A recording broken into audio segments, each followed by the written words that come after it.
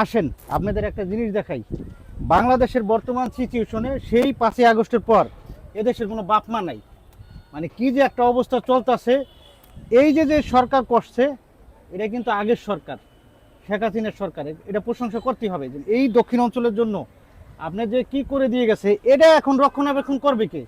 কারণ দেশের তো এখন বাপ মা নাই। যে পরিস্থিতি, এই যে আমরা একটা নাড়ি নিয়ে আসছি, কারণ হচ্ছে এই যে যে আপনার রেল লাইনের যে পার দিয়া মানুষ চলাচল করার জন্য হঠাৎ যদি চলে আসে, যাতে এই কিনারটা যাইতে পারে, এটার জন্য একটা হাঁটার রাস্তা করে দিছে। এই যে হাঁটার যেই রাস্তা, এটা করে দিছে। এখন এই রাস্তাটার কি অবস্থা, কি বেহাল দশা দেখেন। মানে এই দেশটা পারলে আপনারা আমি মানে কিভাবে বুঝাবো, মানে বুঝতেছি না। যে পারলে সম্ভবত এই রাস্তাঘাট খুঁজতে নিয়ে এখন পারলে তারা চলে যায়। মানে এই অবস্থা চলতেছে বর্তমান সিচুয়েশনে। এই যে আসেন আপনাদের দেখাই, এটা নিয়ে আসছি মানুষ যাতে অ্যাক্সিডেন্ট না হয়। আর পাঁচচরে যারা আছেন একটু দূর থেকে দেখান। পাঁচচরে যারা আসেন তাদের উদ্দেশ্যে বলি, যারা রেল লাইনে ঘুরতে আসেন, এই সাইড দিয়ে যে আপনি হাঁটার চলার যে একটা লেন করে দিছে, এখানটা ভুলেও আসবেন না।